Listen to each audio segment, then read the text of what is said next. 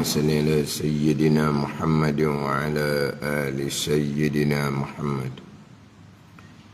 أعوذ بالله من الشيطان الرجيم. بسم الله الرحمن الرحيم. الحمد لله رب العالمين، والصلاة والسلام على سيد المرسلين وعلى آله وصحبه أجمعين. رب اشرح لي صدري ويسر لي أمري واحلل عقدة من لساني يفقه قولي. سبحانك لا علم لنا إلا ما علمتنا إنك أنت العليم الحكيم. ولا حول ولا قوة إلا بالله العلي العظيم. Kitab Pati Paridah, muka surat 62, baris yang ketiga daripada atas. Surat 62, baris yang ketiga daripada atas. Qala al-muallifu rahimahullahu ta'ala wa nafa'ana bi'ulumihi amin. 3. Wajib pelihara akal,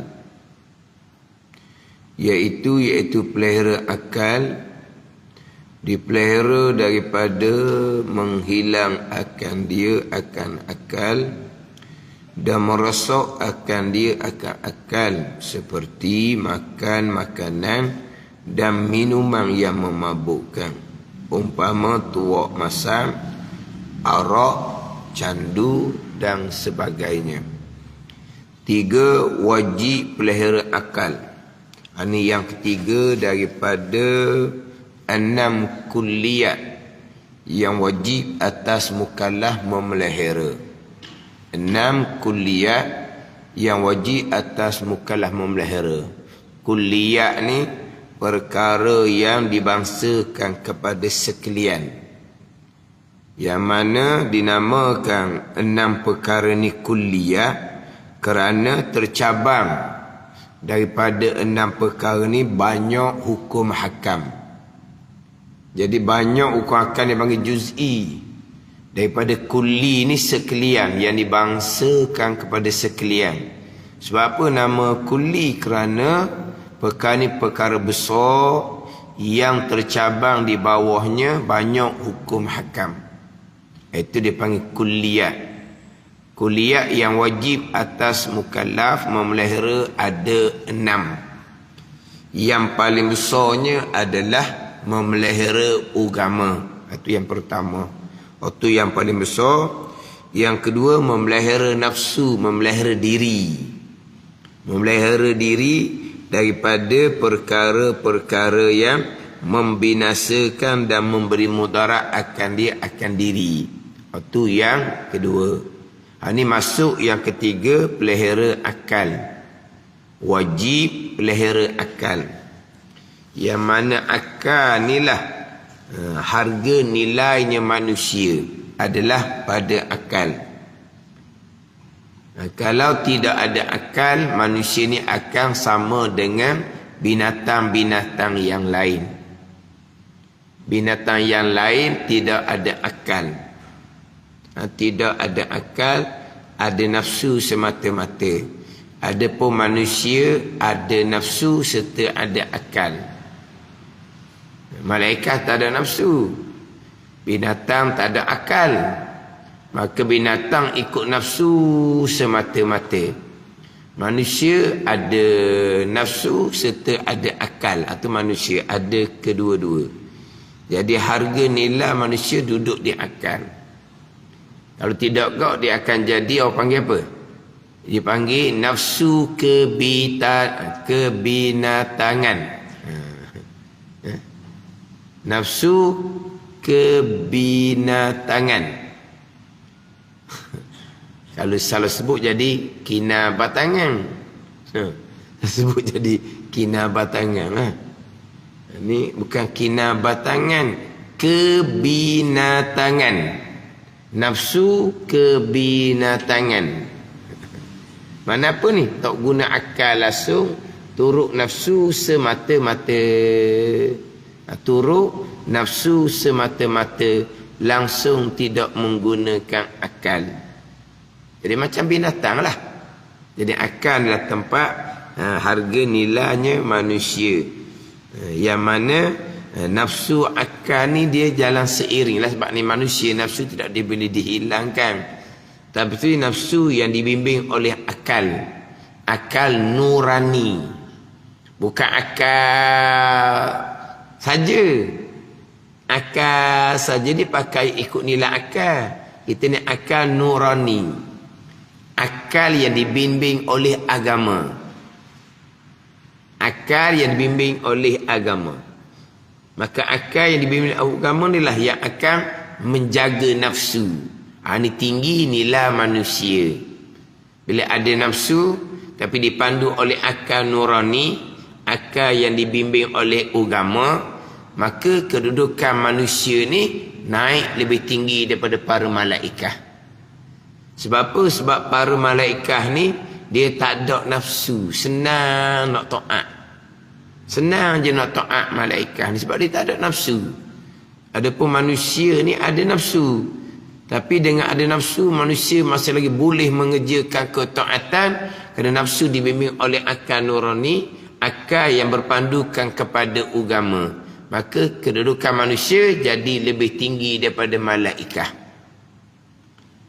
Malaikat hak biasa itulah. Malaikat hak biasa. Adapun ru'asaul malaikah, kepala-kepala malaikat Jibril, Mikail, Israfil, Izrail, hak tu rendah daripada para anbiya, tinggi daripada para sahabat. Hak malaikat, hak ru'asaul malaikah itulah. Kan dahulu kita sudah bicarakan berkaitan dengan tertib susunan. Yang paling lebihnya Nabi SAW diringi oleh ulul azmi yang baki lagi 4. Nabi Ibrahim, Nabi Musa, Nabi Isa, Nabi Nuh alaihi wassalatu wassalam. Diiringi pula dengan nabi-nabi yang 25 tu. Diiringi pula dengan rasul-rasul yang bukan nabi. Kemudian turun kepada nabi-nabi yang bukan rasul 124,000 orang. Habis nabi-nabi, terus turun kepada ru'asaul malaikah, ketua-ketua malaikat yang 10. Habis ru'asaul malaikah, barulah turun kepada para sahabat, para aulia. Ni. Barulah turun kepada malaikat biasa-biasa. Jadi manusia ni yang betul-betul nafsunya dibimbing oleh akal nurani tadi, naik makam lebih tinggi daripada makam malaikat hak biasa. Hak kepala malaikat hak tu lebih tinggi daripada para sahabat lagi. Hak kepala malaikat. Sebab apa jadi manusia ni lebih tinggi daripada malaikat? Sebab manusia ada nafsu. Tapi kalau manusia ni berat, dia turun taraf binatang yang tak ada akal. Sebab manusia yang berakal tapi akalnya tidak digunakan, turut nafsu semata-mata. Jadi akan turun setaraf dengan binatang. Tapi boleh naik lebih tinggi daripada para malaikat. Ini kedudukan manusia. Yang ada nafsu, yang ada akal. Akal inilah yang akan bimbing nafsu, akal nurani, akal yang dipandu oleh agama. Bukan akal semata-mata. Kalau logik akal semata-mata membelakangkan agama, tu jadi macam orang kafir lah. Cerdik pandai merekanya, tapi kehidupan mereka macam mana? Sebab mereka tidak berdasarkan kepada agama. Jadi yang 3 ni wajib pelihara akal. Iaitu wajib pelihara akal ni dipelihara daripada menghilang akan dia akan akal dan merosok akan dia akan akal. Pelihara daripada makanan, minuman yang menghilangkan akal dan juga merosokkan akal. Mana seperti makan makanan dan minuman yang memabukkan. Yang memabukkan. Contoh, umpama tuak masam. Tuak masam. Ni lorak kita lah ni. Ada pun hak turun pokoknya tu dia panggil tuak. Apabila diperam, tuak masam. Dia sebenarnya yang turun pokok tu nira. Yang diperam kemudian jadi buih, jadi menggila, itu panggil tuak. Turun pokok nira. Nira tu diperamkan, disimpan. Dia akan jadi menggila. Bila jadi menggila tu, hak tu dia panggil tuak. Ni dah ni, tuak masam. Dengan bahawa yang turun pokok tu panggil tuak. Ni. Foto ni begitulah, kita tekan pun begitulah. Hak turun pokok tu namanya tuak, hak yang diperam namanya tuak masam. Kan ni? Hak bahasa standardnya, hak turun pokok nira, yang diperam dipanggil tuak. Tapi oleh kerana lorak ni berbeza, orang luar mari Terengganu tengok tepi-tepi jalan jual air tuak. Hak banyak pula di bulan Ramadan. Oh, bulan Ramadan tepi jalan banyak orang jual air tuak. Orang luar kata, orang Terengganu minum tuak, mabuk bulan Ramadan. Sebab apa? Sebab tuak tu hak menggila, itulah tuak. Cuma sekarang ni saya tengok orang jual ditulis tuak, lepas tu disengkang nira. Dia buat bodoh nama. Ditulis tuak di bekas dia tu. Dia mana disengkang ditulis pula nira. Apa gitu? Tuak bahasa Terengganu, nira bahasa buku, gitu. Tuak bahasa Terengganu, nira bahasa buku. Tak apa. Orang luar mai tengok, tuak. Sebab apa? Bagi dia, tuak yang kita panggil tuak masam. Hak tu pokok tu bukan tuak tu nira. Kan kita orang Terengganu. Kita panggil juga nira tau. Kita panggil nira. Hak turun pokok tu panggil tak nira. Panggil tuak je tau. Panggil tuak je tau. Orang panggil nira tau. Kalau panggil nira tu KL tau. Bukan KL, bukan Terengganu. Ada tak nira? Dia nira ni hak buat tu pula tau. Mana dia panggil? Nisang. Nisang lah panggil tau. Nisang. Nama dia Nisang tau, bukan Nesang. Bukan Nesang. Nesang N-E. Nisang. N-I-S-E-N. Nisang tu bukan daripada nira. Tahu? Nira lah. Capur tak capur kan? Ada hak capur, ada hak tak capur. Nisang tu. Nisang tu memang bahasa standard lah, Nisang. Bahasa standard ke? Nisang tu lah wak pengat tau. Wak pengat tu Nisang lah.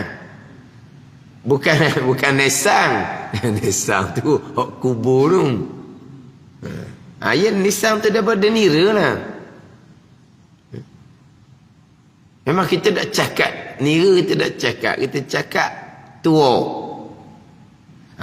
Apabila disimpan, diperam, jadi tuak masam. Tu. Ni bahasa kita lah ni. Ni foto ni, tapi kita pun gitu jugalah. Mana minuman yang memabukkan, umpama tuak masam, sebelum menjadi cuka nira. Cuka tu kita panggil cuka nira ke cuka tuak? Hak banyak di Jalan Fikri itulah. Jalan Fikri tu kan, nak pergi ke Kampung Raja tu kan, Jalan Kuk Patah tu. Fikri, Saujana tu nak pergi tangkap peraja tu. Kita panggil cuka nira ke cuka tuau?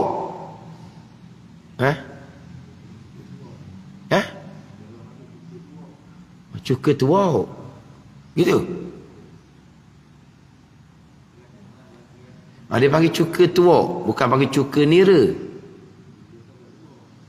Cuka nira orang luar. Gitu. Mana cuka tuak orang panggil.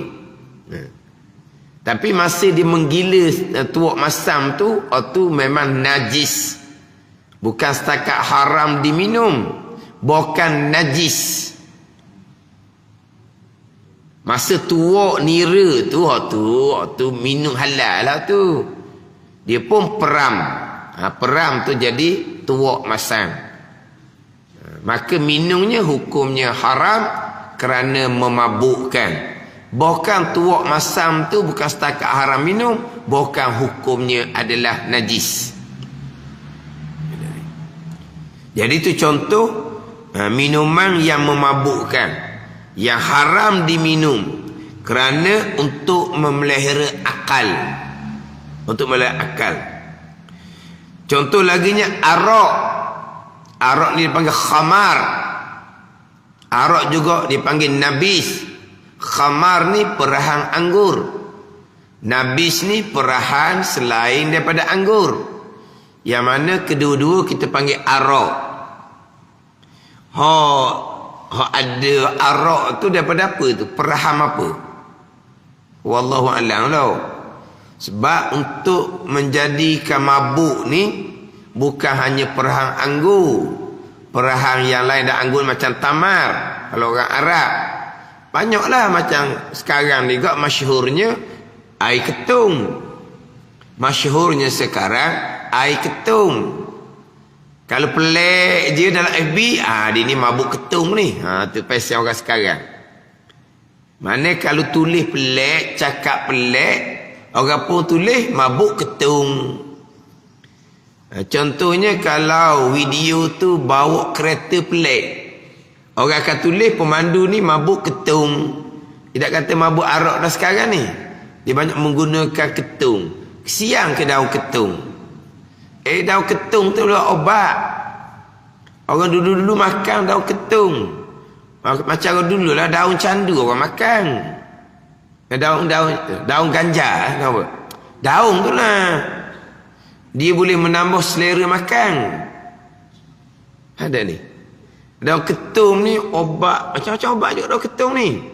Obat kecil manis ke gitulah. Orang tunjuk ni pokok ketum dia kata. Lepas tu dia makan lah. Dia buat ulang apa semua. Ada khasiat dia. Ada pun sekarang ni orang salah guna. Orang salah guna. Ada ni. Asalnya obat, orang salah guna.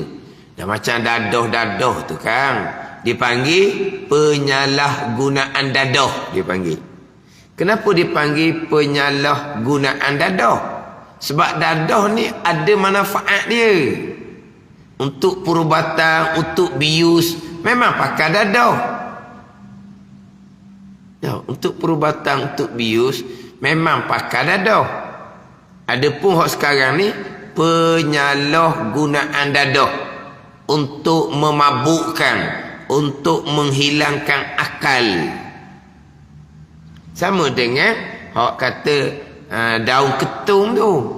Daun ketum ni air dia tu bukan setakat daun ketum, dibubuh pula sebagai bahan tambahan untuk jadi lebih haid dipanggil. Haid tak kata? Haid lebih khoya. Dia ada pula lebih power. Lebih power. Lebih haid, lebih power pula. Dia pun benda lain pula. Tapi sekarang ni sudah diwartakan sebagai barang larangan. Kalau dulu kapung tu kok jual manis-manis gitu je. Jual gitu je. Sebab sekarang ni ada kempen untuk membenarkan menggunakan ni ganja, ketum untuk perubatan. Yang mana di sebelah Thailand tu sudah dibenarkan. Di sebelah Thailand sudah dibenarkan. Menggunakan ganja, ketum untuk perubatan. Sudah dibenarkan. Konon-kononnya dibuat peraturan dengan surat kebenaran doktor. Tapi malangnya sekarang ni tepi-tepi jalan tu, kita nak pergi ke Fotoni tu banyak tu jual tepi jalan tu. Jual apa? Jual air ketum. Sebab kerajaan sudah membenarkan untuk perubatan. Tapi itu bukan untuk perubatan. Untuk jadi mabuk. Ada jual tepi jalan. Kadang-kadang yang menjual tu pakai tudung comel je. Sebab tu bila kerajaan membenarkan, hak pemimpin umat Islam membantah. Membantah. Sebab akan timbul penyalahgunaan yang lebih meluas. Ada pun orang kafir, dia tak apa. Sebab orang dia, bukan daun ketung je dia bahang. Arak pun itu minuman dia. Kita orang Islam ni, yang tinggi maruah, yang tinggi kedudukan, akal cukup-cukup dipelihara. Jadi pemimpin umat Islam tak setujulah. Membenarkan walaupun atas nama perubatan. Sebab akhirnya akan disalahgunakan. Sekarang nampak dah, jual tepi-tepi jalan, air ketum. Kata apa ni? Air ketum. Jual tepi jalan. Pakai tudung comel, jual tepi jalan. Sebab memang undang-undang sudah membenarkan atas jalan perubatan. Sekarang ni di Malaysia pun ada dah kempen tu. Sebab negara putih sudah membenarkan. Mereka tak ada masalah. Sebab mereka memang bukan kata hak tu, hak lain pun mereka minum untuk memabukkan. Bagi mereka tak ada apa hal. Tapi bagi kita orang Islam, kita takutlah. Anak-anak muda contohnya, minum air tu untuk jadi berani. Ketika bawa kenderaan jadi berani. Dia nak gitu. Sebab apa? Mabuk. Konon-kononnya atas alasan perubatan. Yang memang betul untuk perubatan. Daun ketum untuk perubatan. Tapi disalahgunakan. Akhirnya menghilangkan akal. Bukan hanya haram minum. Bahkan hukum air itu adalah najis. Mana kalau kena di tubuh, di pakaian, wajib kena basuh. Gitu benar.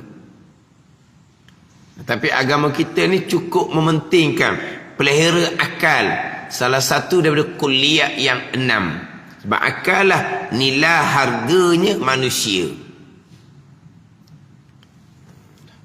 Lepas tu dalam hukum agama, minum minuman yang memabuk ni termasuk dalam kesalahan hukum janayah agama.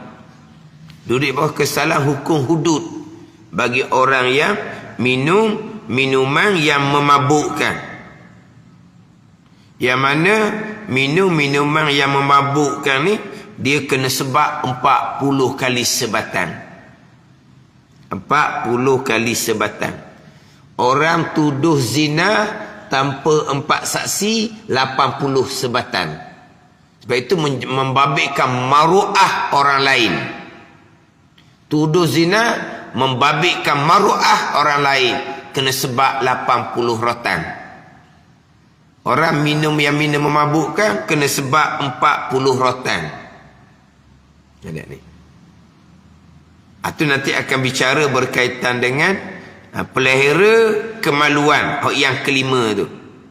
Pelihara kemaluan daripada tuduh orang berzina. Tuduh orang berzina lah. Balik daripada kerja jauh. Balik daripada kerja di Kuala Lumpur ke, di Johor ke, di Penang ke. Yang mana belum berkahwin, balik bawa peruk dia panggil. Dia panggil bawa peruk tau. Dia panggil bawa peruk. Kan gitu? Dia panggil bawa peruk. Sebelum tu peruk dah bawa lah. Sebelum tu balik kampung, peruk tinggal di Kuala Lumpur. Hak ni baru balik bawa peruk. Bawa peruk mana? Bawa anak dalam kandungan peruk, berkahwinnya tidak. Maka orang kampung pun kecoh. Berzina. Mana 4 saksi? Sah tak ada. Sebab 80 rotan. Dosa dengan anak Adam. Faham ni? Itu dia akan bicara yang kelima tu. Dah kata berzina, dia belum berkahwin. Berzina Kena kemukakan 4 saksi yang adil. Memanglah tak ada saksi. Lepas tu dah berzina lah dianya, tak ada 4 saksi. Qazaf haram, dosa besar, dosa anak Adam, hukum hudud, kena 80 sebab. Orang berzina 100 sebab. Orang tuduh orang berzina 80 sebab, kurang 20 je. Orang berzina sekali, yang tuduh zina ni berulang-ulang kali. Jumpa orang tu, jumpa orang ni, jumpa orang tu. Kamu tahu tak cerita anak sianu dia berzina, balik mengandung, tak ada suami. Lepas tu jumpa orang lain pula, dia ulang pula cerita tu. 80 sebab, 80 sebab, 80 sebab. Oh, tak kena sekarang ni, tak ada undang-undang tu. Bukan nakir pula sebab. Bukan nakir lah pula sebab. Warna kira tu. Lepas tu Ustaz lepas tu lah. Lepas tu mana? Tengok klik-klik ya. Tengok klik-klik ya. Tengok klik-klik je. Tengok klik-klik. Tu dia mengandung anak luar nikah ni. Tak boleh kata berzina. Tengok klik-klik. Tengok klik-klik. Jangan duk bunyi mulut. Klik-klik je Ustaz. Klik-klik sudah lah. Tak puas hati Mak Haji. Tak puas hati Mak Haji. Sebab apa? Sebab mak ayah budak tu kalau kena anak orang lain, sedap lah dia nguduh. Kalau kena anak orang lain, anak dia je lah baiknya. Tiba-tiba balik bawa anak pun tanpa suami. Kapung tak. Jaga-jaga, jangan. Lahirlah budak. Ni anak zina. Anak zina berarti kamu kata ibunya berzina, mana 4 saksi? Tak ada, 80 sebab. Gitu je. Ni nanti bicara bab jaga kemaluan tu. Tu lagi tu. Tu kita jaga nasab nanti bab berzina yang keempat tu. Benda besar-besar belaka ni. Nanti panggil kuliah yang 6. Kuliah yang 6. Jadi orang yang minum memabukkan, itu kesalahan hudud, kena 40 sebatan. Minum minuman yang memabukkan. Umpama tuak masam, arak, candu dan sebagainya. Okeylah. Pi apa semua tu lah. Pi kuda lah, pi Riemann 5 lah. Ini semua yang memabukkan. P Riemann 5 tu P tidur. Telang sebutir tidur. Telang banyak butir tak tidur jadi mabuk. Ni. Telang sebutir dia tidur. Telang banyak dia takkan tidur dia jadi mabuk. Ini semua yang menghilangkan akal. Hukumnya haram sebab apa? Wajib pelihara akal. Pelihara daripada makanan minuman yang memabukkan.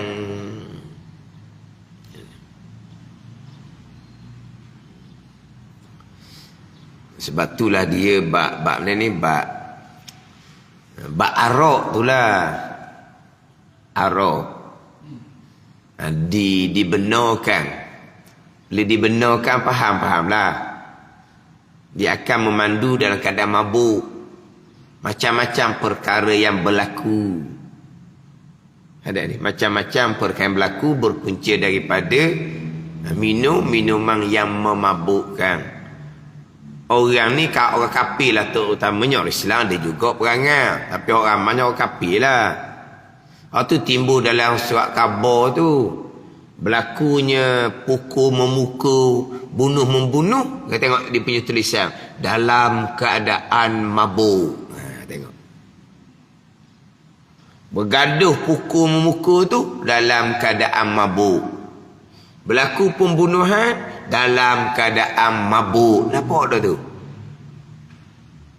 Ni bicara hukum agama, bicara hukum dunia tu sendiri.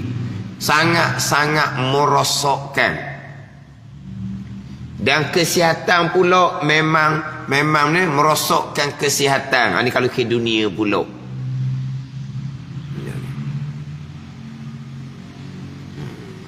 Kemudian bawa kenderaan, lawang arus apa semua tu.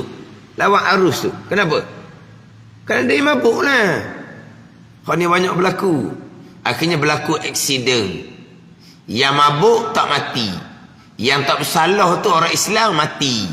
Ni macam nak kira. Ni hak berlaku ni. Sebab itulah mula-mula dulu Kelantan. Judi dihentikan, ditutup. Arak masih lagi dibenarkan jual. Sebab judi ni agama kafir pun mengharamkan, adapun arak agama kafir tidak mengharamkan. Judi agama kafir pun mengharamkan. Maka kerajaan pun mengharamkanlah judi. Adapun arak agama kafir membenarkan. Maka kerajaan pun membenarlah jualan arak untuk orang kafir. Tapi tidak dibenarkan minum di tempat umum, balik minum di rumah. Itu kerajaan Kelantan. Ni cerita lama dah ni. Sampai sekarang lah. Arak boleh dibeli tapi minum di rumah. Tak boleh minum di pub, di kelab tak boleh minum. Sebab itu tempat orang ramai. Boleh timbul perkelahian dengan orang ramai. Selepas minum di tempat awam seumpama tu, akan balik ke rumah pula. Akan memandu kereta dalam keadaan mabuk. Memandu kereta dalam mabuk tu kesalahan undang jalan raya. Betul. Tapi siapa nak cara dia? Polis pula lah malam-malam kena tunggu di jalan raya. Lalu orang bubuh copong di mulut. Mabuk ke tidak. Jadi susah pula polisnya. Kelantan tidak membenarkan. Boleh minum di rumah. Nak tunggal langgang pun tunggal langgang di rumah. Nak tunggal langgang di rumah. Orang kafir sendiri pun, hak mabuk di rumah pun keluarga tidak berkenan. Sebab apa? Berjadi macam-macam di rumah tu pula. Pukul bini lah, pukul anak lah, dalam keadaan mabuk. Tengok. Tapi, untuk arak boleh beli, tapi minum di rumah. Adalah golongan yang nak cabar. Dia akan buat satu pesta, minum arak di satu bangunan mereka. Nak cabar kerajaan negeri, takak ke tidak. Sebab apa? Kalau minum tempat awam, akan ditangkap. Sekarang ni mereka nak cabar minum tempat awam. Kerajaan negeri dia cerdik. Untuk hari itu diberi kelonggaran. Untuk minum tempat awam, kita benarkan. Dan kita nak hantar berapa tong arak kamu nak minum. Kerana kita nak ambil gambar, comel dah orang mabuk ni. Tak buat setarang dia. Dia nak cabar asalnya. Minum tempat awam akan ditangkap. Makin nak cabar minum kat orang ramai. Dan dibangun siang hari ni. Nak takap Pak Ramah nak minum Kat ni kata, tak apa, kita beri kelonggaran pada hari itu. Kita tak akan tangkap. Kita akan hantar arak banyak mana yang kamu nak. Cuma kita nak ambil gambar je. Orang mabuk ni cerdik ke tidak? Tak jadi buat dia ni. Orang kafir nak mencabar. Tak jadi Sekarang tak ada arak ada. Tapi tidak dibenarkan minum tempat awam. Balik minum rumah. Akhirnya tak minum dah lah. Minum rumah apa? Tengok orang hak sama, bini hak sama je. Dia nak minum, nak berpoya-poya, dia kelak dia nak. Sama macam Terengganu. Dulu lesen arak ada 46 lesen. Ramai mana orang kafir di Terengganu ni sampai ke 46 lesen. 1999 lesen arak hanya 34 sahaja.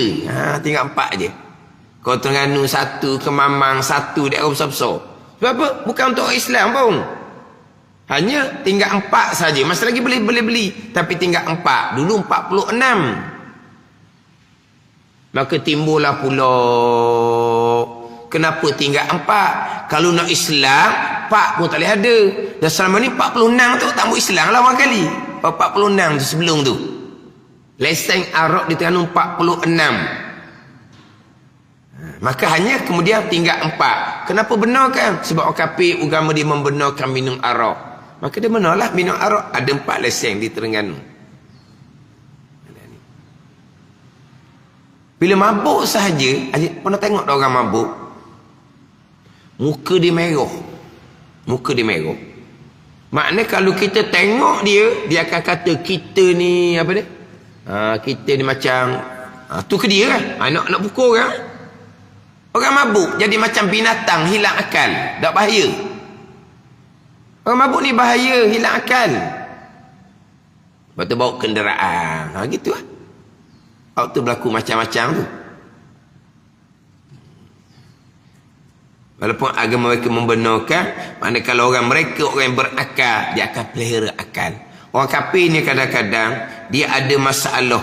Bila dia ada masalah, maka dia nak melupakan masalah dengan minum arak untuk menghilangkan akal supaya lupa masalah. Terlupa masalah sekejap masa mabuk. Masalah tidak akan selesai dengan mabuk, tetapi dengan mabuk boleh menambahkan masalah lain pula. Dia minum arak kerana bermasalah. Jadi untuk lupa masalah, mereka minum arak untuk jadi mabuk. Tidak boleh menyelesaikan masalah, cuma boleh melupakan masalah sekejap pada masa mabuk. Tapi pada masa mabuk tu akan timbul pula masalah lain. Pada ni. Ini berlaku macam-macam ni masa mabuk Maknanya kalau kira sini dunia pun arak ni sepatut lama dah diharamkan. Tapi arak ni menguntungkan.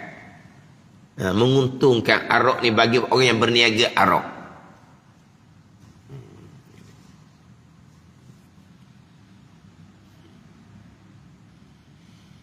Dia akan memudaratkan orang lain lah bila mabuk. Tadilah aksiden. Hak satu hak masuk dalam berita tu sampai ke rumah. Direct jenazah hak pemandu motosikal sampai ke rumah dia. Pagi esok mabuk dihilang dah, dia pergi kerja, tengok-tengok ada mayat bawah kereta dia. Lama mana dia direct mayat tu? Hak bawah kereta tu pemandu motor orang Islam. Yang eret mabuk tu bukan orang Islam. Macam mana keluarga bawah kereta dia tu? Lama mana dia eret pemandu motor? Dia tak sedar dah dia langgar orang. Ada ni. Sampai ke rumah dia balik mayat bawah kereta. Esok pagi nak pergi kerja, masa tu mabuk hilang dah, tengok ada mayat bawah kereta. Bayangkan? Okey macam mana ni? Puncanya mabuk.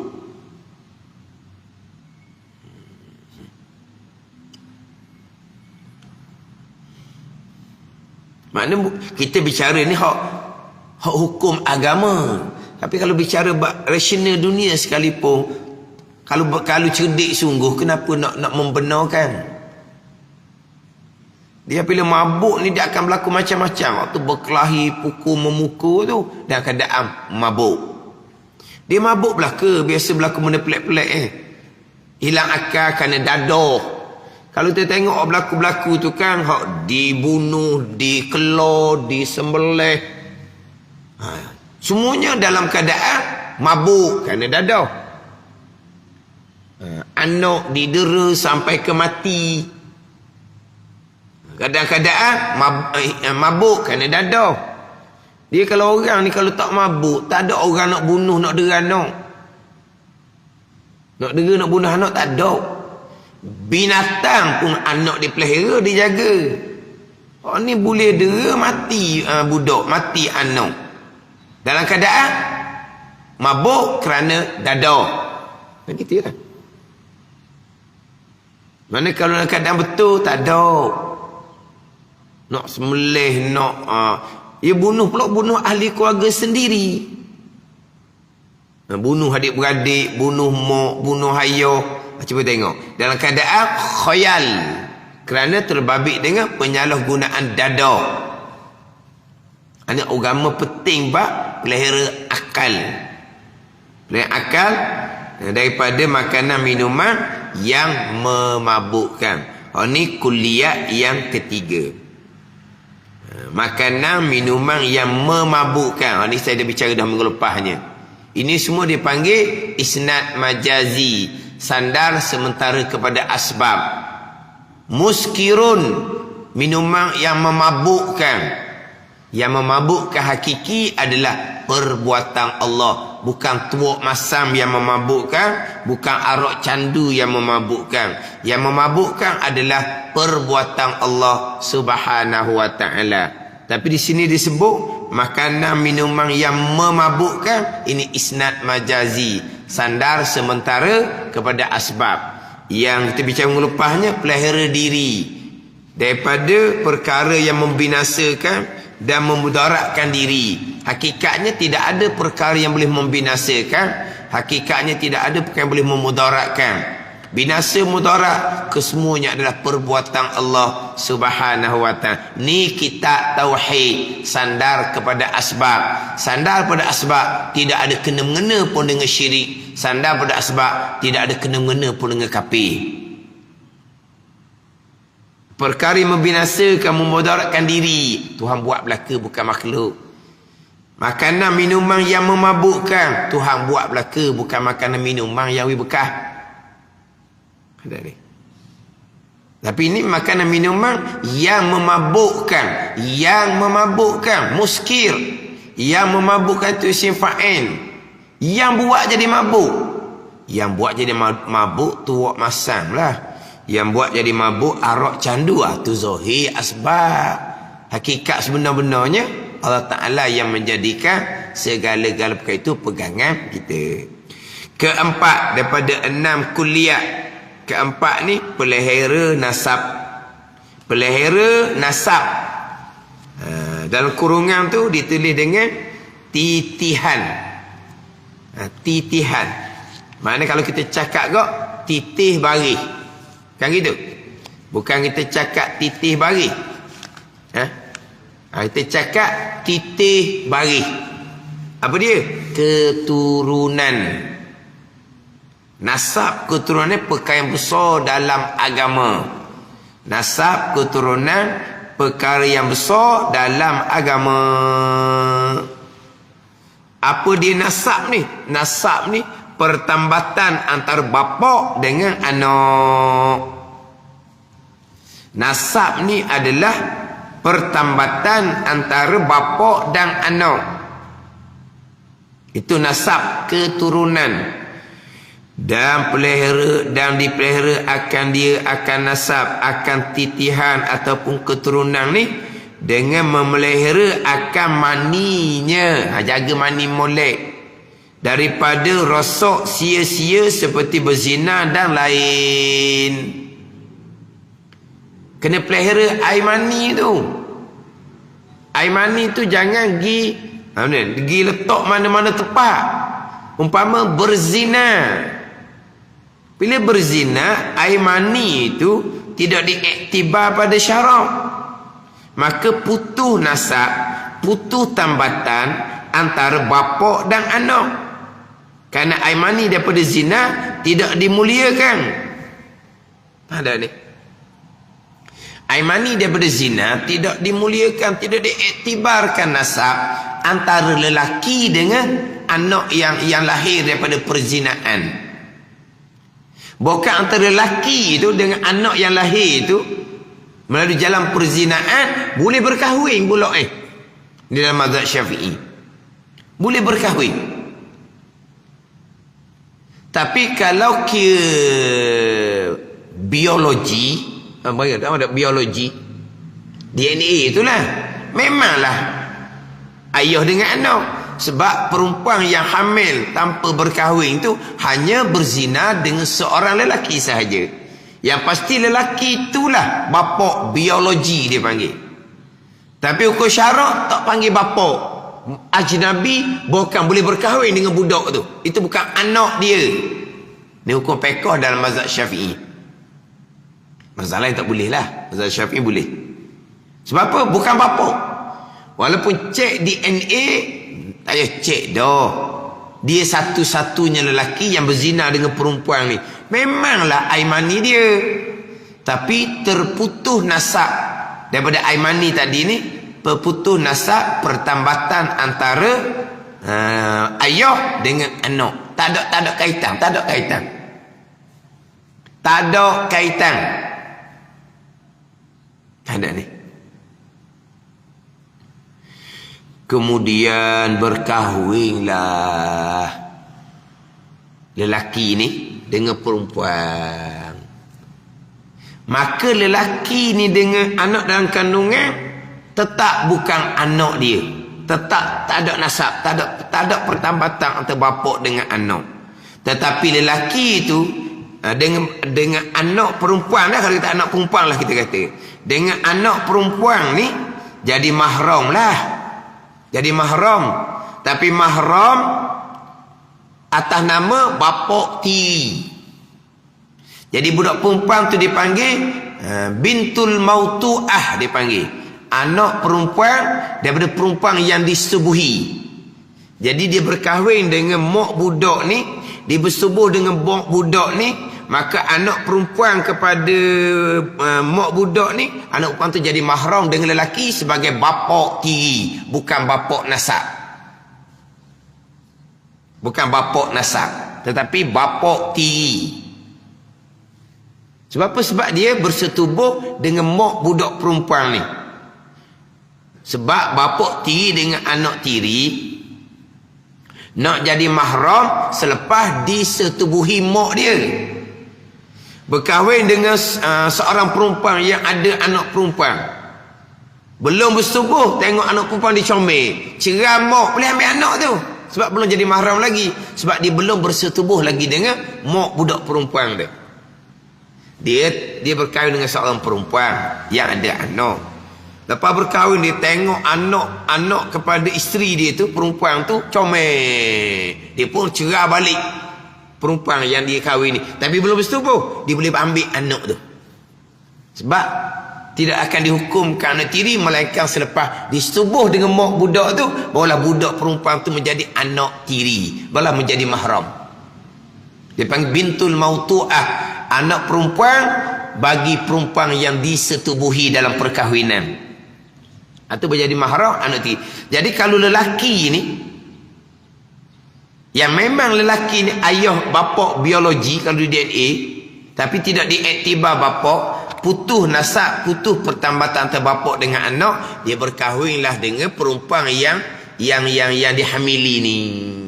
Maka anak perempuan kepada perempuan ni mahram atas nama anak tiri dengan bapa tiri, bukan atas nama nasab anak kandung, bukan.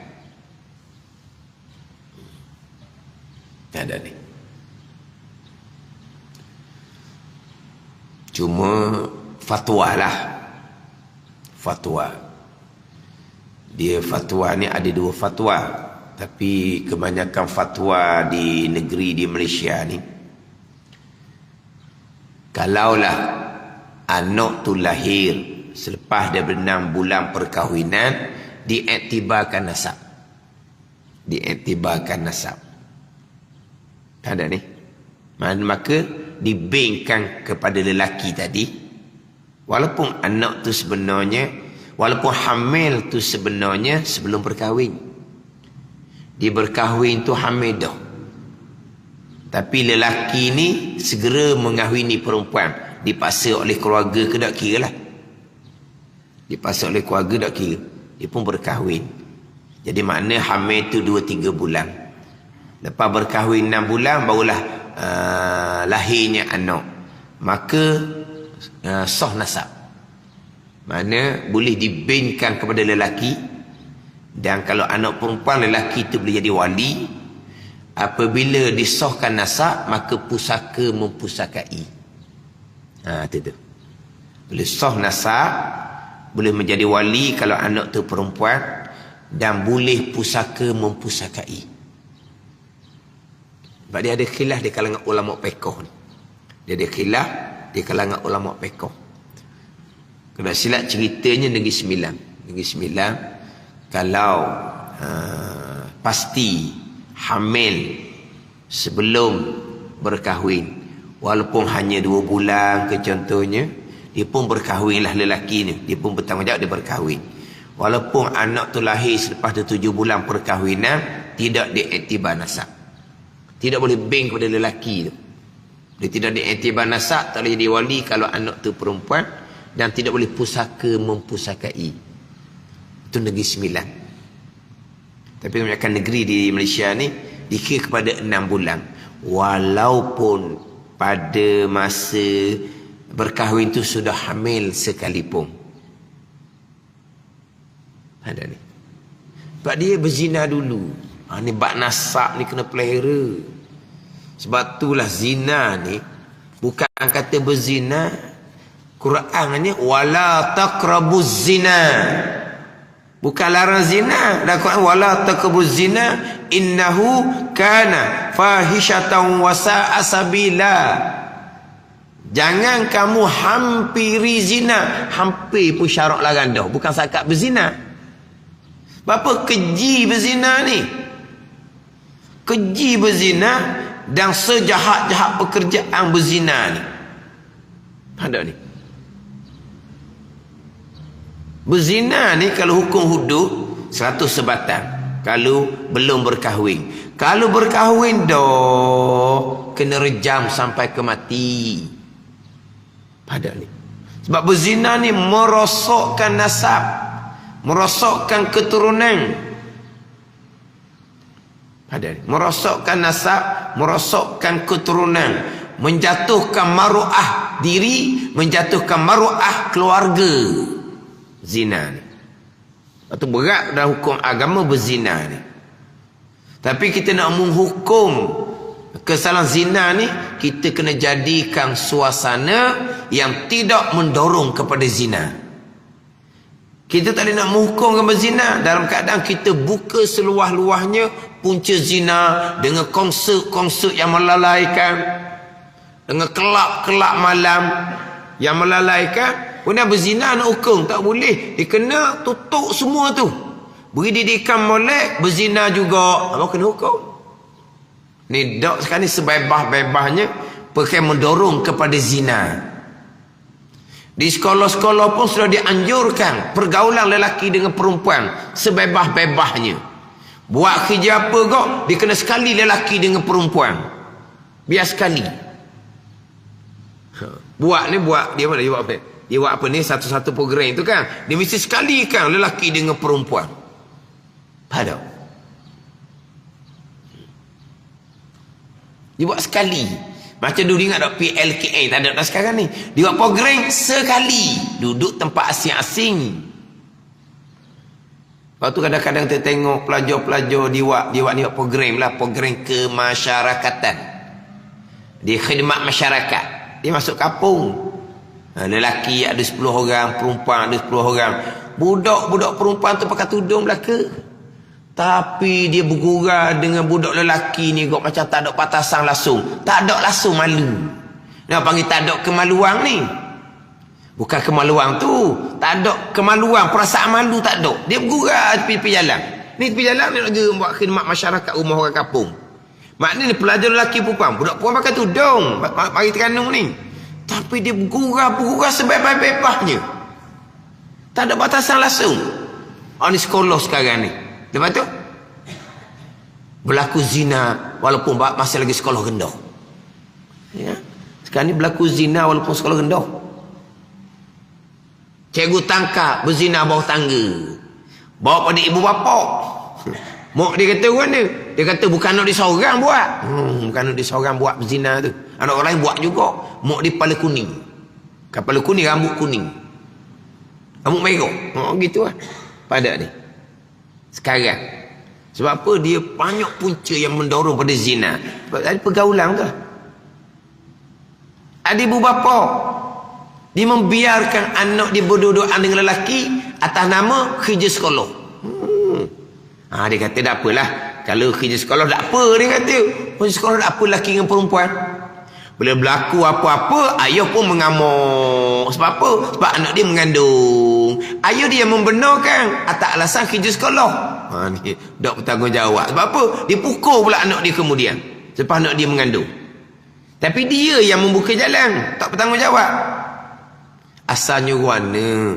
Asalnya kita berilah dia. Sebab dia kata nak buat kerja sekolah 2 orang tu. Mana ayah tu tak bertanggungjawab. Bila berlaku zina tidak disedari, tapi disedari apabila hamil, mengandung budak dia tu. Dia pun pukul anak dia. Kena pukul pak tu.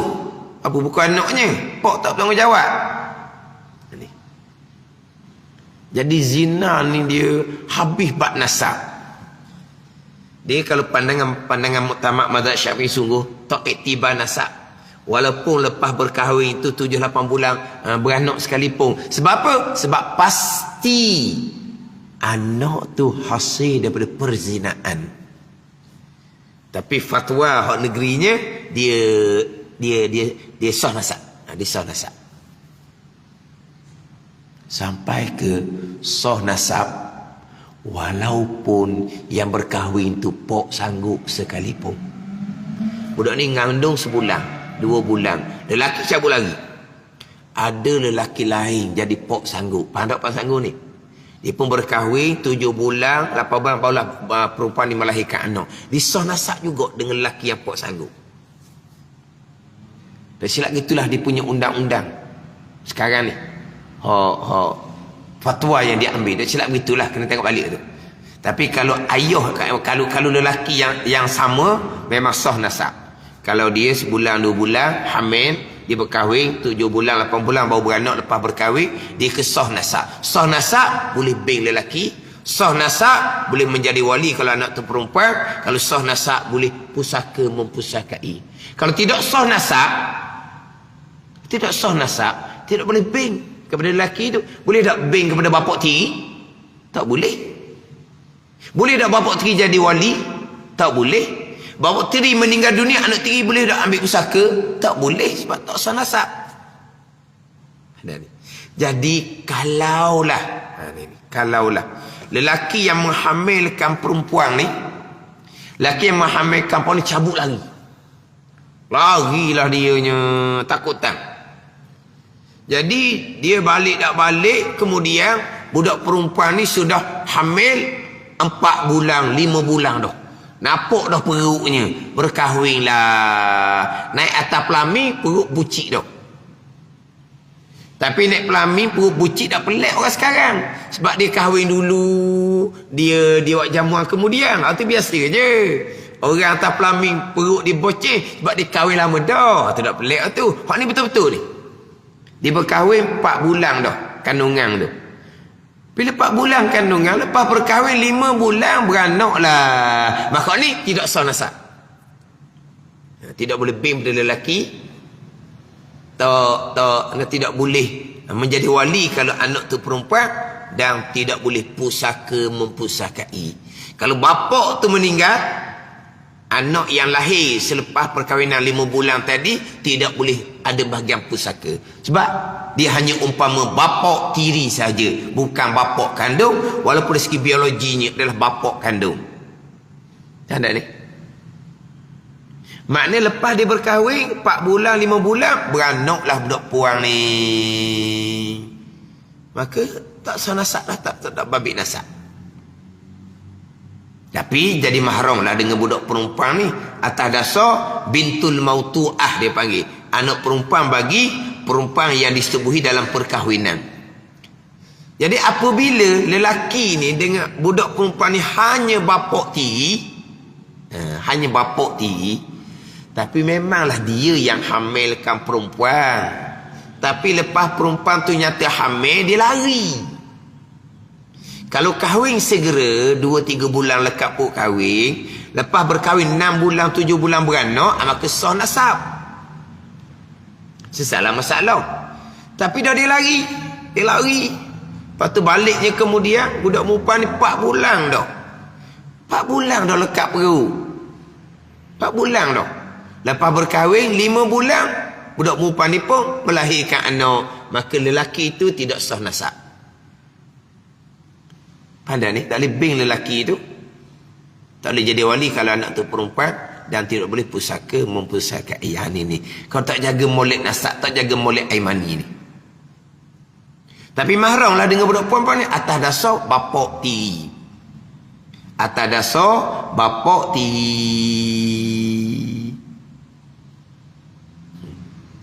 Bila atas dasar bapak tiri, ni jadi panjang. Jadi ni saya dah bicara dahulu ni dalam hak Terengganu FM. Jadi kecoh juga sekejap. Apabila hanya atas nama bapak tiri, anak perempuan ni anak tiri, maka ayah kepada bapak tiri aja Nabi, bukan datuk tiri. Ni. Jadi panjang pula kita hari ni. Orang kita tak kena datuk tiri cucu tiri ni mahram. Mana datuk tiri, mana cucu tiri. Seseorang berkahwin dengan pasangan yang sudah ada cucu, maka cucu tu cucu tiri mahram. Anak tiri mahram, cucu tiri mahram, cicit tiri mahram. Tu ke bawah. Tu ke bawah. Mahram belaka tu.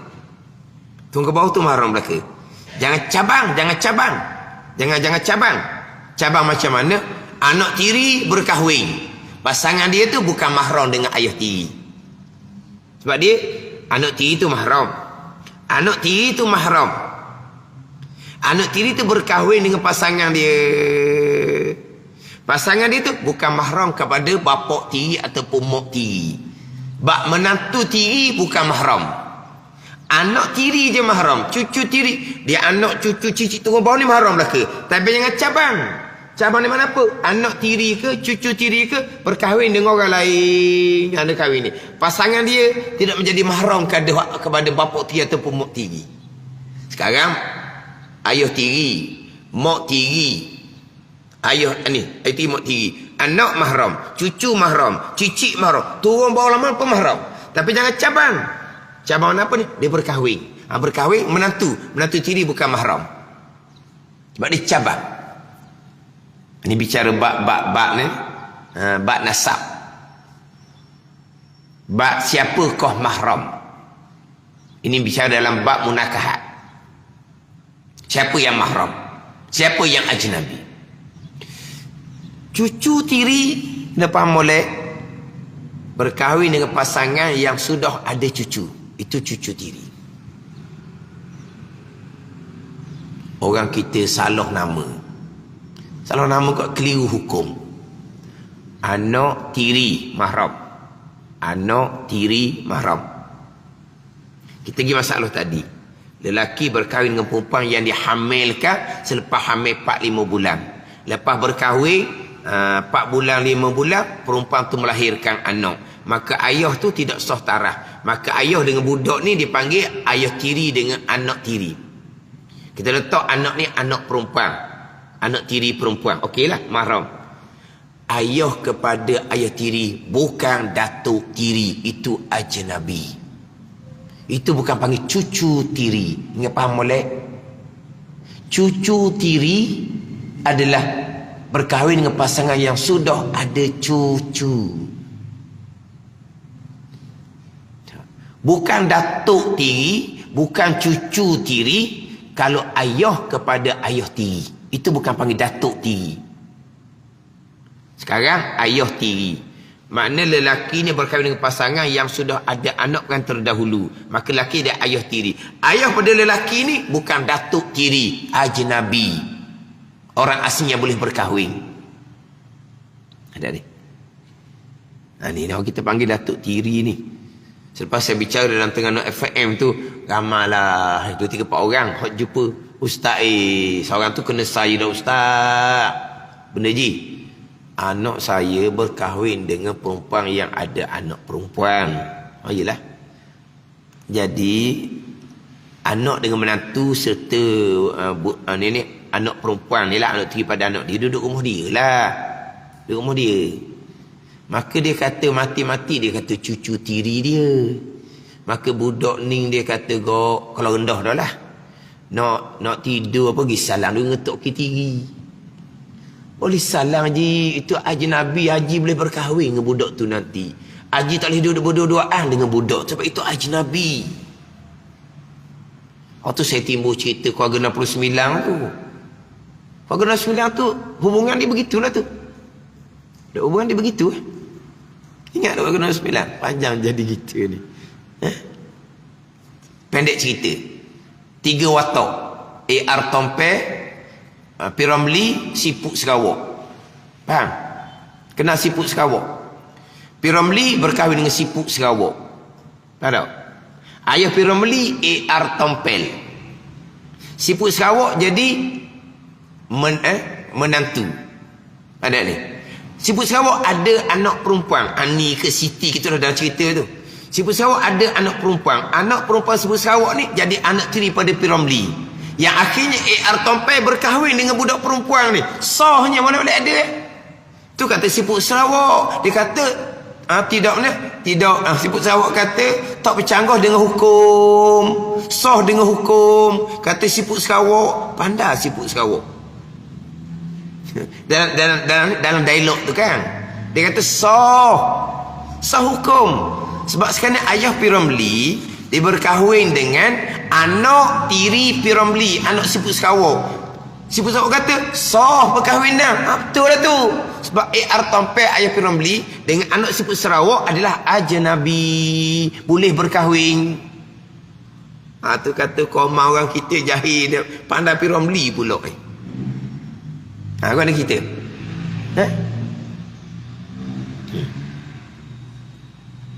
Kalau pusing kot tu, itulah jadi dia. Faham tak? Kalau pusing balik boleh lagi. Kalau pusing balik macam mana? Pusing balik macam mana? Kalau pusing balik, AR Tompai berkahwin dengan Ani, apa gitu nama Dok Siti gitulah, berkahwin dengan Ani. Jadi P. Ramlee ni menjadi anak tiri kepada Ani. Sekarang ni Siput Sarawak Siti tau ke anak dia tu Siti. Di Siti seorang, Ani seorang gitulah. Jadi gini, kita balik pula tukar. AR Tompai berkahwin dengan Ani. Pada ni Ani ni dengan P. Ramlee jadi ibu tiri. Ani ni ada mak nama dia Siput Sarawak. Siput Sarawak ni menjadi mertua kepada AR Tompai. Siput Sarawak berkahwin dengan anak AR Tompai. Boleh tak? Tak pergi cucu tiri kok. Dia tukar dua sama tu. Faham tak? Kita ambil tadi P. Ramlee nikah dengan Siput Sarawak. Siput Sarawak ada anak perempuan nama Ani. Ani jadi anak tiri daripada P. Ramlee. Ayah P. Ramlee AR Tompai berkahwin dengan Ani ni. Sebab apa? Ajnabi. Kita tukar. Kita ambil AR Tompai berkahwin dengan Ani. Ani ni menjadi ibu tiri kepada P. Ramlee, anak AR Tompai. Ani ni ada mak dia nama Siput Sarawak. Siput Sarawak ni mertua kepada AR Tompai. Jadi Siput Sarawak ni berkahwin dengan P. Ramlee pula, anak tiri kepada anak dia. Cucu tiri? Tidak. Itu boleh berkahwin. Kan pening bunyi 6 dengan 9. Tukar bimbo pening kan. Tu cerita tu memang berkait dengan seperti cucu tiri. Bukan. Cucu tiri berkahwin dengan pasangan yang sudah ada cucu. Kita balik pada masalah kita. Jadi apabila budak lelaki ni dia berkahwin lewat. Dia lari. Dia takut dia lari. Dah budak perempuan ni hamil, dia takut dia lari. 4 bulan lekat perut. Baru dia balik, dia pun sanggup lah bertanggungjawab, dia berkahwin. 4 bulan, berkahwin 5 bulan, cukup 9 bulan. Beranaklah budak ni. 5 bulan je. Maka tidak sah tarah dengan lelaki ni. Walaupun lelaki ni lah yang menghamili dia sekali, tak sah tarah. Maka lelaki dengan budak ni dia panggil ayah tiri dengan bapak tiri. Okey situ. Macam mana dengan ayah lelaki ni? Bukan datuk tiri, dia menjadi ajnabi. Bukan cucu dia. Dia anggap cucu kandung. Bukan cucu kandung, cucu tiri pun bukan. Sekarang memang anak lelaki dia yang hamilkan budak perempuan ni. Tapi lepas budak perempuan ni lekat perut, dia lari. Budak perempuan ni lekat perut 4 bulan, barulah dapat carilah budak lelaki ni. Ayah dia paksa anak lelaki dia berkahwin dengan budak perempuan ni. Berkahwin, boleh anak. 4 bulan lepas 5 bulan lepas berkahwin boleh anak. Tak cukup 6 bulan lah. Maka tak sah tarah. Jadi orang tua ni, ayah pada lelaki ni anggap anak kandung lelaki dia, cucu kandung. Cucu kandung apa? Cucu tiri pun bukan. Cucu kandung, cucu tiri pun bukan. Ajnabi. Pada situ. Kenapa? Saya bicara dah dahulu dalam Terengganu FM. Memanglah dia kira anak kandung kepada anak lelaki dia. Bukan anak kandung sebab lepas berkahwin 5 bulan sudah beranak. Bukan anak kandung. Bukan anak kandung. Jadi bukan cucu kandung. Jadi anak tiri kepada anak dia. Dan dia datuk tiri. Dia bukan datuk tiri. Dia ajnabi. Batal semayang. Kalau hidup sekali. Wajib tutup aurah. Ingat tu. Anggapan orang tua ni apa? Cucu kandung. Anggapan dia. Cucu kandung. Cucu kandung macam mana? Cucu tiri pun bukan. Ajnabi. Lepas tu macam nak buat? Kalau pandai awal-awal lagi boleh ejah. Boleh ejah lah. Ejah macam mana? Ejah jadi susuang lah.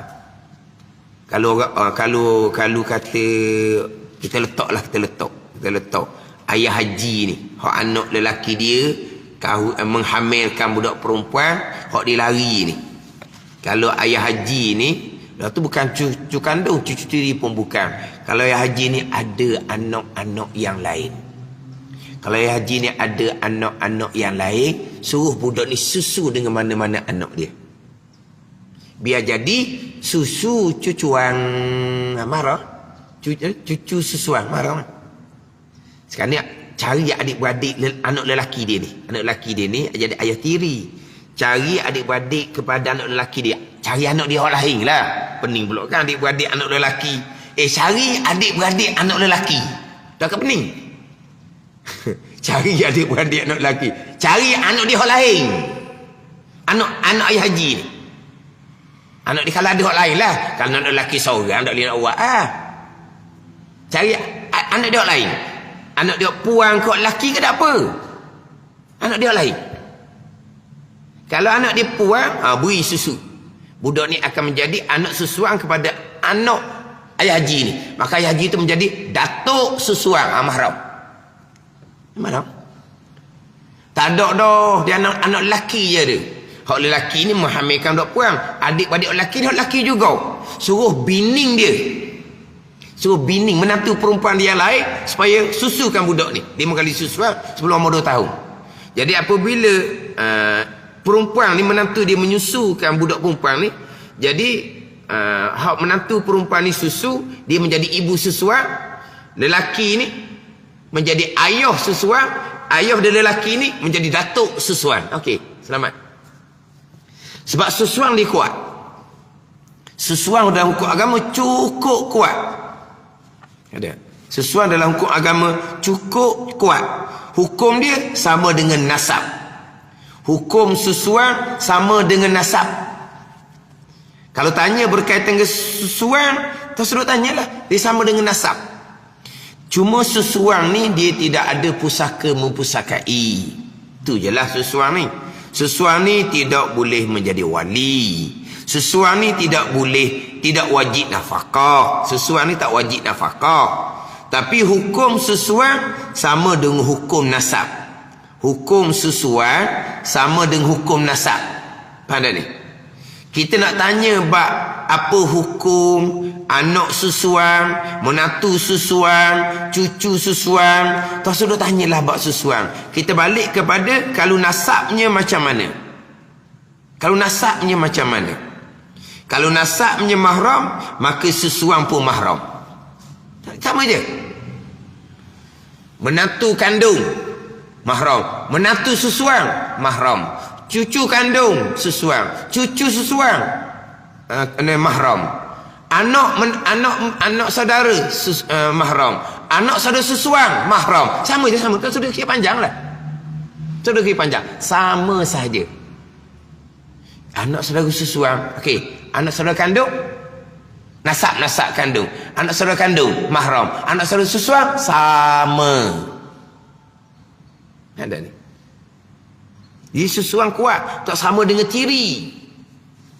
Anak tiri berkahwin. Menantu tiri ajnabi lalu dah.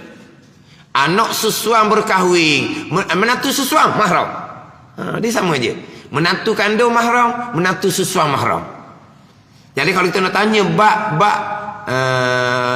hukum dengan susuan, balik kepada kalau nasab macam mana. Kalau nasab macam mana. Ada ni. Bukan anak susuang berkahwin ni. Cucu susuang dah dia berkahwin. Macam mana dengan pasangan dia dengan hak datuk susuang ni? Okey, cucu susuang berkahwin.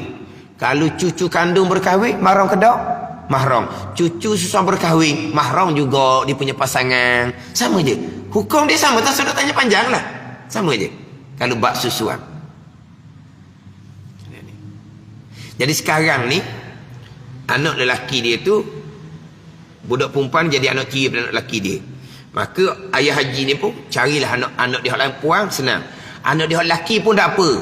Pasangan dia, bini dia. Bini dia pun jadikan budak anak pada anak lelaki dia ni, jadikan anak susuang, maka ayah haji ni akan menjadi datuk susuang kepada anak tiri kepada anak lelaki dia tu. Maka mahramah boleh duduk sekali ya. Tak batal semayang lah. Aurah sesama mahram lah. Bukan aurah dengan ajnabi lah. Faham tak tu? Kepeling ni.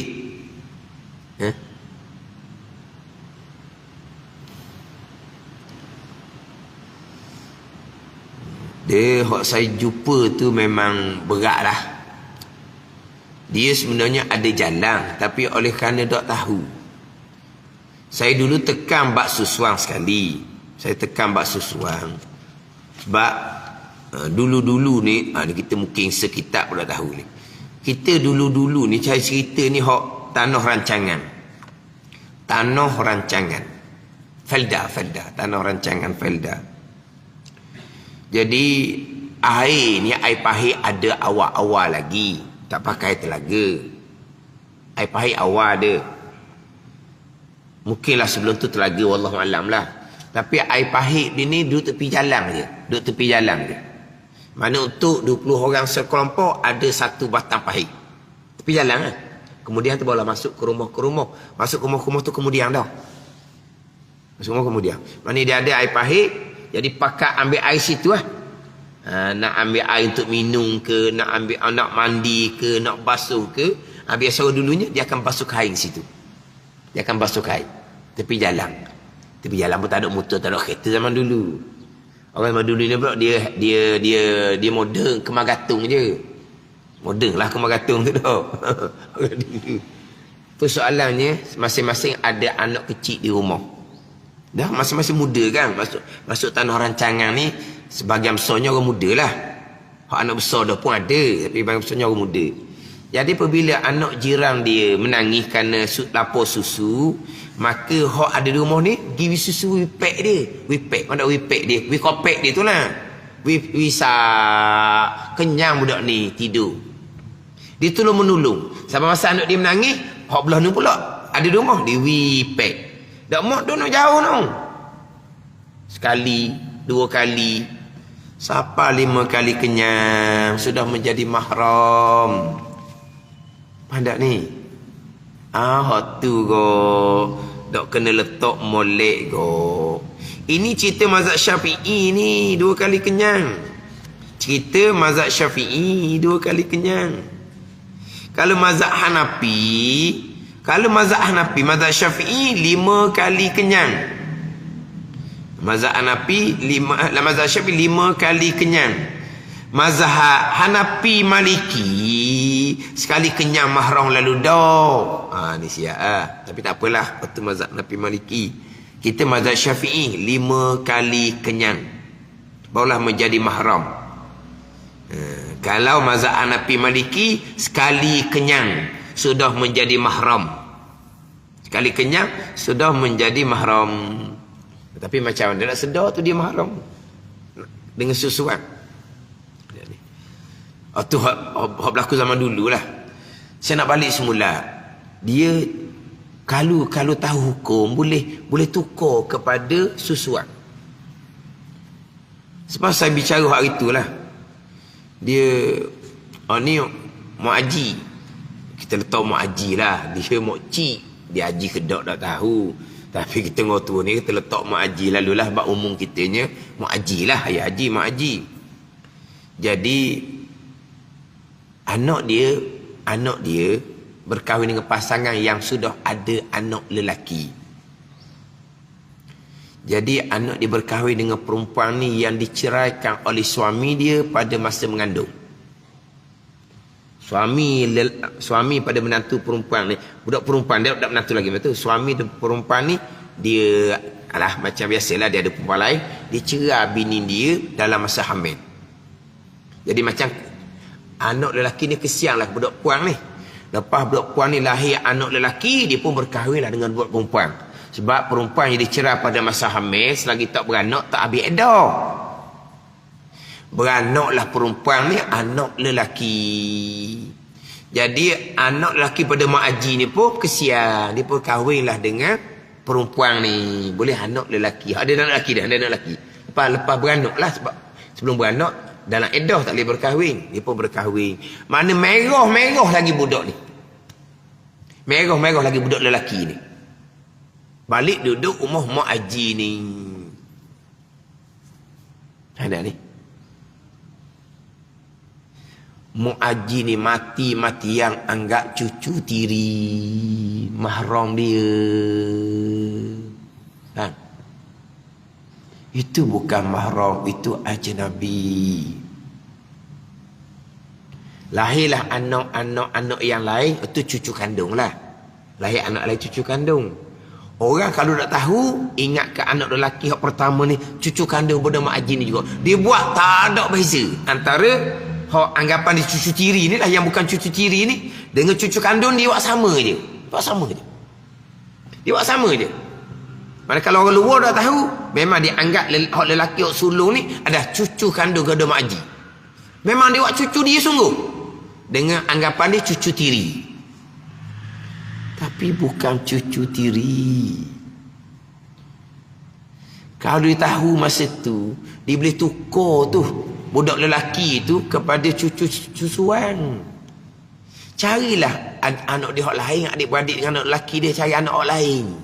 Wi susu pada anak budak lelaki ni. Jadi dia tu datuk susuan. Marah lalu lah.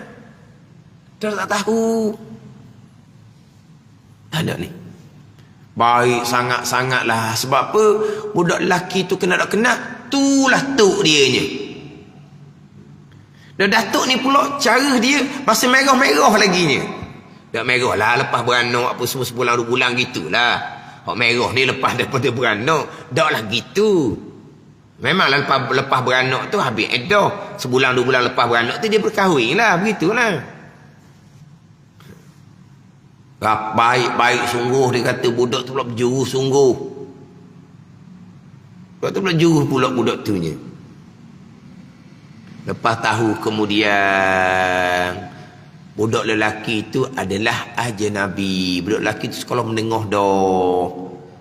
Dalam belasan tu pun belasan 16 17 gitulah, besar dalam budak lelaki ni. Dengar begitu kok setok lahnya. Mak Haji pun budak lelaki tu ada wajib kena pakai tudung. Akhir budak lelaki tu kurang dah balik rumah, dia macam kekok dah. Ada ni. Dah dulu kan sebagai datuk tiri tak payah pakai tudung. Bila tahu dah bukan datuk tiri, maknanya kalau budak lelaki tu ada, Mak Haji ni kena pakai tudung. Wajib pakai tudung. Sebab apa? Sebab ajnabi. Mak Haji ni pun sedih setok. Budak lelaki ni pun jadi macam kekok. Jadi banyak main luar dah. Sebab apa? Dia balik je rumah, Mak Haji pakai tudung. Balik je rumah, Mak Haji pakai tudung. Jadi kekok lah jadi budak ni. Kok daripada datuk dia nek dia jadi orang lain dah jadinya. Orang lain kan? Haram duduk sekali. Orang lain tak ada, jangan duduk 2 orang. Ajnabi. Haram. Khaluah dia panggil. Selama ni dia kata orang lain pergi ke mana, hak teman dia tu. Kadang-kadang kan nak pergi ke mana-mana, orang tua ni tak pergi. Sebab orang tua ni seorang dah. Ayah Haji tak ada dah. Jadi orang tua ni kadang-kadang tak pergi. Dia kata selama ni, kalulah anak menantu dia keluar, hak tekan teman dia ni, hak sulung dia tekan teman dia. Hak sulung tekan teman dia. Tak apalah, tak pergi pun teman nenek, teman datuk kita kan panggil tu. Nenek tu lah, teman nenek lah. Budak lelaki ni baik. Budak baik. Dia lah tukar teman. Kalau tak ada orang nak tunggu teman hak nenek dia ni. Dan dia sebagai cucu sulung lah dianya. Tahunya kemudian Allah dia kata, jadi macam apa? Macam kehidupan keluarga dia jadi macam apa ni? Jadi macam balik kuk apa? Jadi macam kata mana? Tengah langgang lah jadinya. Tak ada apa tapi sudah jadi macam renggang. Budak tu tak nak balik dah. Tak nak balik. Sebab apa? Sebab sakok dah mak haji ni kena pakai tudung. Faham tak? Bayangkan kata hukum tu, mak haji tu bukan ada anak lelaki tu seorang je. Bukan ada anak lelaki tu seorang je. Ada ni.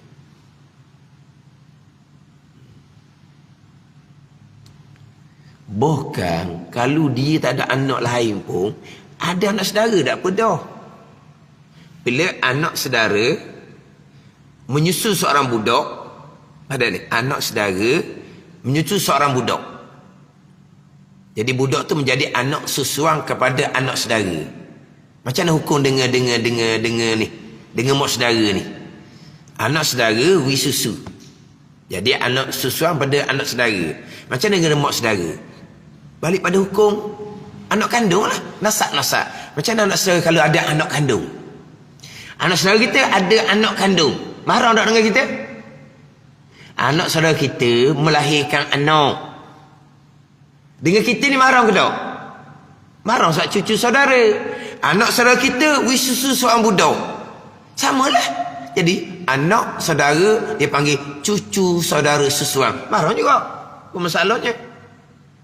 Dia kata kalau mak cik dia mak haji ni, kalau kata anak dia tak ada, anak lelaki seorang tu je, anak saudara dia ramai kan? Anak saudara dia lah wisusu. Dah macam mana boleh ke tak? Tak dia lah kata mudah je susuang ni kita sipir dengan nasab. Anak saudara kita ada anak kandung. Anak saudara kita ada anak susuan. Anak kandung anak saudara kita dengan kita macam mana? Mahram sebab cucu saudara. Kan gitu? Jadi anak susuan anak saudara kita cucu saudara susuan. Mahram lah juga. Apa masalahnya? Mana mudah jadi tukar tu menjadikan budak lelaki ni mahram dia dengan susuan. Tapi dah tak tahu. Oh dia tua, dah belasan dah budak lelaki tak boleh nak bagi apa dah. Tak ada. Kerana kita tak kena nama. Dia panggil cucu tiri.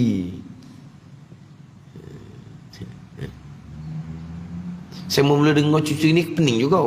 Tapi saya faham dah masalah tu. Saya faham dah sebenarnya masalah tu. Ada seorang perempuan, anak perempuan dia nak berkahwin dengan lelaki yang ada anak lelaki. Seorang perempuan ni, anak perempuan nak berkahwin dengan duda yang ada anak lelaki. Jadi perempuan ni kira tak apalah, duda anak dia orang perempuan ni dengan anak perempuan hidup sekali dengan anak dia. Jadi anak perempuan ni nak berkahwin dengan duda yang ada anak lelaki. Tak apa dia kata, dia jadikan anak lelaki tu cucu tiri dia. Sebab bila berkahwin anak perempuan dia dengan duda tu, maka anak lelaki duda jadi anak tiri pada anak perempuan dia.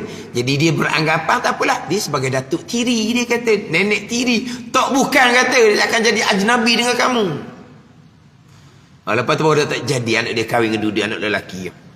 Sebab mak dia beranggapan tak apa, menjadi anak tiri pada anak perempuan dia kan, dia akan menjadi nenek tiri. Tidak, dia adalah ajnabi.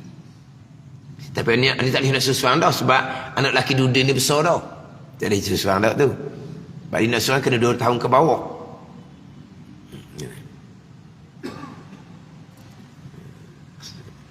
Kita panjang bicara nak pergi masalah tadi. Dia masalah nasab keturunan.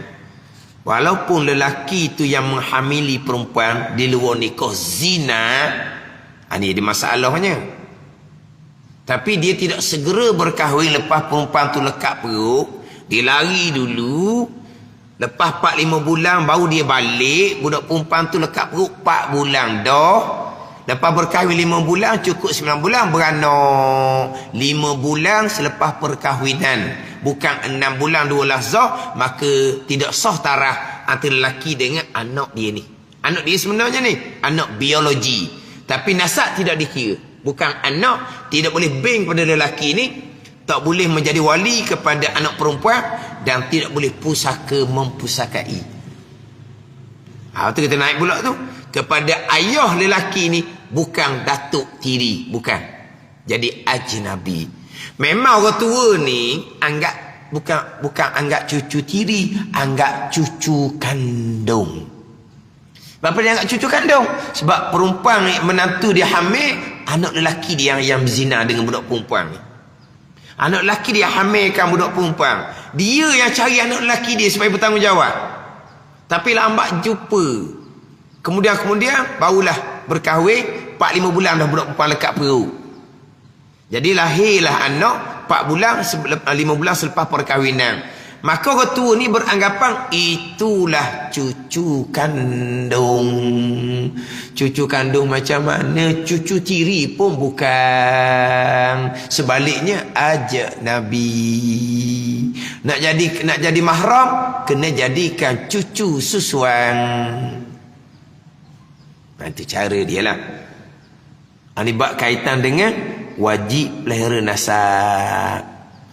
Kena pelihara diri daripada berzina. Sebab berzina ni akan merosokkan nasab. Sehingga kan memutuskan nasab pertambatan daripada ayah dengan anak. Walaupun ayah tu ayah biologi sekalipun. Tapi bukan ayah nasab. Bukan ayah kandung. Kerana apa? Kerana lahir daripada perzinaan. Ini kata bicara bab agama, diri, akal, nasab adalah bicara yang besar dalam agama kulliyah yang 6. Yang tercabang di bawahnya banyak hukum hakam. 5. Wajib pelihara kemaluan. Kemaluan di sini bukan kemaluan tu. Kemaluan ni dengan makna maru'ah ataupun image. Pelihara maru'ah, pelihara image dengan bahawa jangan melakukan perkara yang memalukan diri sendiri. Jangan melakukan perkara yang memalukan orang yang lain. Dengan tuduh zina, dengan maki. Bila maki ni dia akan menjatuhkan maruah orang. Diri pun jatuh maruah kerana dia memaki. Orang yang dimaki pun akan jadi jatuh maruah. Orang yang memaki pun jadi hina sebenarnya. Orang yang dimaki pun jadi hina juga. Wajib pelihara maruah diri. Dan juga wajib pelihara maruah orang yang lain. Wallahu a'lam. Bismillahirrahmanirrahim. Alhamdulillahirabbil alamin wassalatu wassalamu ala sayyidil mursalin wa ala alihi wa sahbihi ajma'in. Allahumma iftah alaina futuhal arifin. Allahumma allimna ilma akadamin wa fahimna famas sabiqin warzuqna ruqat talibin. Allahumma zidna ilman wa alhiqna bis salihin. Wa sallallahu ala sayyidina Muhammadin wa ala alihi wa sahbihi wa sallam. Walhamdulillahirabbil alamin.